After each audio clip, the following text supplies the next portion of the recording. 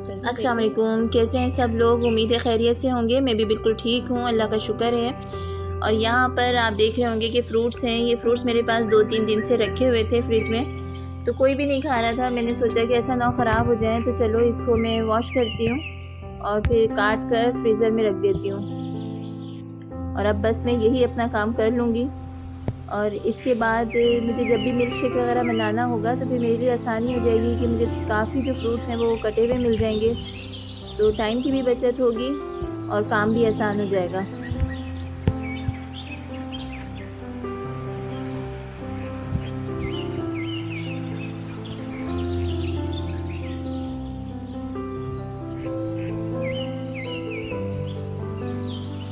बस ये सारे फ्रूट जो हैं वो काट कर मैंने फ्रीज़र में रख दिए हैं। और आज सुबह ही जब मैं उठी थी तो मैंने नाश्ता बनाने के बाद जो है शामी कबाब की दाल चढ़ा दी थी।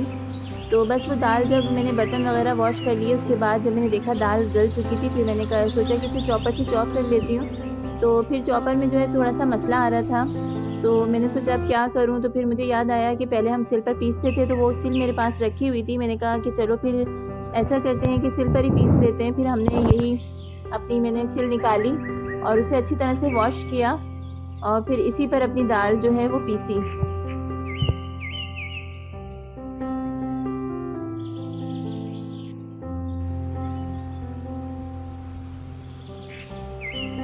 अगर आपने अभी तक मेरा चैनल सब्सक्राइब नहीं किया है और जो नए आने वाले हैं वो प्लीज़ मेरे चैनल को सब्सक्राइब करें, लाइक करें और शेयर करें।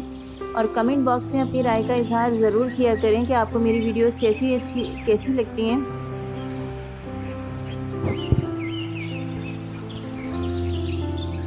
बस यहाँ पर मैंने जो सिल है उसको अच्छी तरह से खुश्क किया और इस पर थोड़ा सा ऑयल लगा लिया था।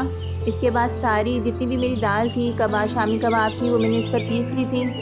पुराने दिन याद आ रहे थे कि किस तरह से हम इतनी मेहनतें कर करके दाल को पीसते थे। अब तो ये होता है कि बस बनाते हैं, जल्दी से चॉपर से चॉप कर लेते हैं। लेकिन ये बात है कि चॉपर में बहुत अच्छी तरह से नहीं हो पाता, रेशा नहीं बन पाता जितनी अच्छी तरह हमारी सिल पर बनती थी। दाल से कबाब बनते थे हमारे, शामी कबाब, या फिर हम चटनी वगैरह पीसते थे, कोई सी भी हो, बहुत ही मज़ेदार और लेस वाली चटनियाँ बनती थी।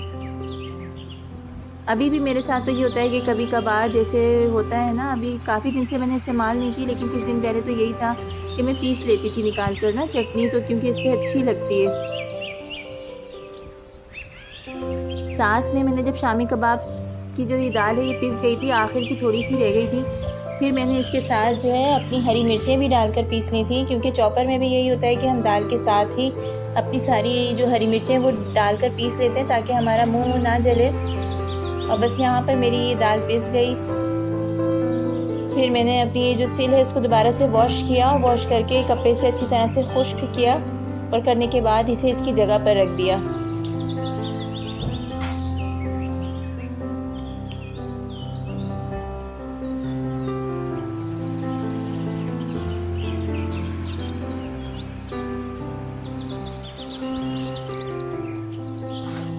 फिर मैंने इसमें शामी कबाब की जो दाल है इसमें मैंने डाली है प्याज, 4 से 5 गिरा मैंने प्याज काट ली थी बारीक बारीक, वो इसमें डाल दी। धनिया पुदीना ले लिया था 1-1 गड्डी, वो इसमें काट कर डाल दिया है। ऊपर से मैंने कुटी हुई लाल मिर्च 1 चम्मच डाली है और 1 अंडा डाला है। और नमक भी मैंने चख लिया था कि अगर ज़्यादा है या कम है तो अभी से ऐड कर दूँगी, कोई मसला नहीं होता। अगर हम पकाते टाइम सालन में या किसी भी चीज़ में हम नमक या मिर्च चख लें, हमें आइडिया हो जाता है, तो बात की परेशानी से हम बच जाते हैं। लेकिन मैंने यहाँ पर नहीं चखा था, लेकिन ये है कि मेरा बिल्कुल सही था।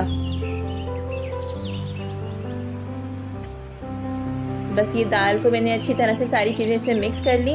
लेकिन पहले तो मैं इसकी टिक्कियाँ नहीं बनाऊंगी, पहले तो मैं इसके दही कोफ्ते बनाऊंगी।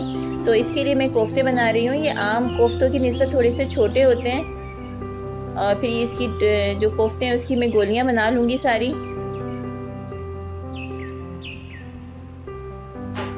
ये जो दही कोफ्ते बनते हैं ये बहुत ही मज़ेदार होते हैं, रोटी से खाएं या फिर कभी बिरयानी और पुलाव वगैरह हम बनाते हैं, उसके साथ हम रायता वगैरह बनाते हैं। तो हम ये करते हैं कि इनको फ्राई किया और इसके बाद इसे ना दही में डाल लेते हैं, तो ये एक अच्छा सा हमारा रायता बन जाता है। अलग से हमें शामी कबाब तलने की ज़रूरत नहीं है या फिर रायता बनाने की ज़रूरत नहीं है, दोनों चीज़ों का ही काम देता है। बस यहाँ पर मैंने अंडे को फेंट लिया था, इसमें इनको कोफ्तों को मैंने डिप किया और एक एक करके सारा फ्राई करती चली गई। जब ये हर तरफ से अच्छी तरह से सुर्ख हो जाएंगे तो इन्हें निकाल लूँगी।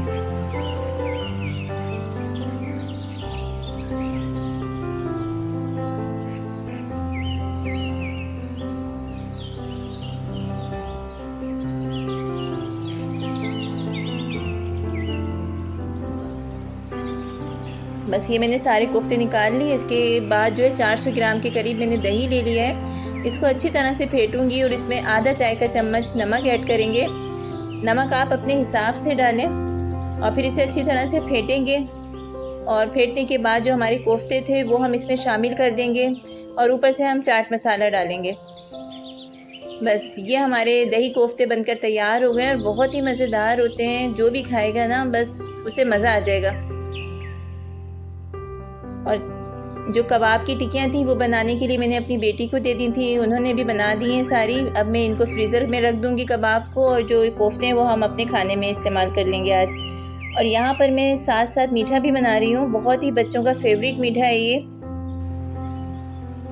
ये मैंने चाइना ग्रास ले लिया है और इसमें और साथ में जो है 400 ग्राम, आधा किलो के करीब मेरे पास ये दूध है, उसे मैंने बॉईल कर लिया था। चाइना ग्रास जो है आधा पैकेट मैंने इसमें डाल दिया है, तकरीबन 3 चाय के चम्मच, और 3 चाय के चम्मच मैंने इसमें चीनी भी ऐड की है।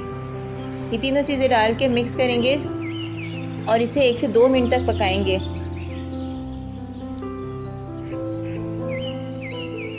बस 1 से 2 मिनट तक पकाने के बाद हम जब देखेंगे ये अच्छी तरह से पक गया है, क्योंकि ये गाढ़ा तो नहीं होगा अभी, और फिर हम इसे किसी भी बाउल में या किसी भी चीज़ में डाल देंगे। मेरे पास ये गिलास थे रखे हुए प्लास्टिक के, मैंने इसमें डाला और डालकर मैंने फ्रिज में रख दिया। जब ये ठंडा हो जाएगा फिर हम इसे निकाल लेंगे। और यहाँ पर मैंने दोबारा से आधा किलो दूध बॉईल किया है, इसमें मैंने 4 चम्मच जो है खाने के चीनी ऐड किए और इसमें 3 चम्मच जो है मैंगो कस्टर्ड डाल रही हूँ। 3 चाय के चम्मच उसे अच्छी तरह से मैं ठंडे दूध में डाला है, मैं इसे घोलूँगी और फिर इसके बाद इसमें डालूँगी और मिक्स करती जाऊँगी ना, ताकि इसमें कोई भी गिल्टी वगैरह ना पड़े साथ साथ। और देखूँगी जब ये अच्छी तरह से गाढ़ा हो गया है, हमें बहुत गाढ़ा सा कस्टर्ड चाहिए, फिर मैं इसे गिलास में या किसी भी बाउल में निकाल लूँगी। मैं यहाँ पर गिलास में बना रही हूँ, थोड़ा थोड़ा मैंने सारे गिलासों में, मैंने तकरीबन 5 गिलास बनाए थे, नहीं 4 गिलास बनाए थे और एक कटोरी थी ना मेरे पास जो हमारी होती है आम सी बड़ी सी, वो बनाई थी। बहुत ही मज़ेदार होता है और बनाना भी बहुत आसान है। यहाँ पर मैंने साथ साथ जेली भी ले ली थी।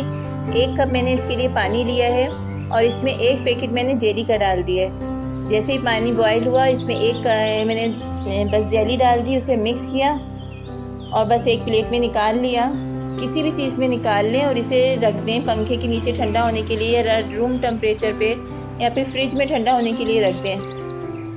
और फिर इसके बाद ये बेकरी के केक थे मेरे पास, तो मैंने जो है इनको 3-3 स्लाइसेस इसके कर लिए थे, वो मैंने इसमें डाल दिए गिलास में, 1-1 स्लाइस इसका।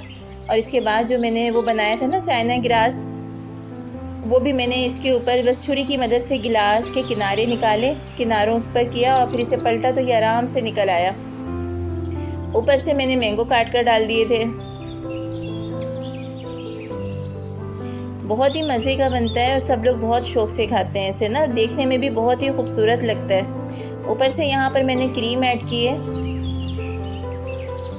और क्रीम ऐड करने के बाद मैं इसके ऊपर ये जो जेली थी वो काट कर डाल दूँगी, सारी बारीक बारीक पीसेस जो हैं। और फिर जेली के बाद मैंने इसमें चॉकलेट चिप्स डाल दिए थे और ऊपर से मैंने, क्योंकि चॉकलेट चिप्स जो होते हैं वो बच्चों के फेवरेट होते हैं और देखने में भी प्यारे लगते हैं, तो वो भी मैंने इसमें ऐड कर दिए थे। और बस यहीं पर मेरी वीडियो ख़त्म होती है। अगर आपको पसंद आए तो लाइक शेयर सब्सक्राइब ज़रूर कीजिएगा। अपना बहुत सारा ख्याल रखिएगा, खुद भी खुश रहें, दूसरों को भी खुश रखें। मिलते हैं अपनी आने वाली नई वीडियो में, जब तक के लिए अल्लाह हाफिज़।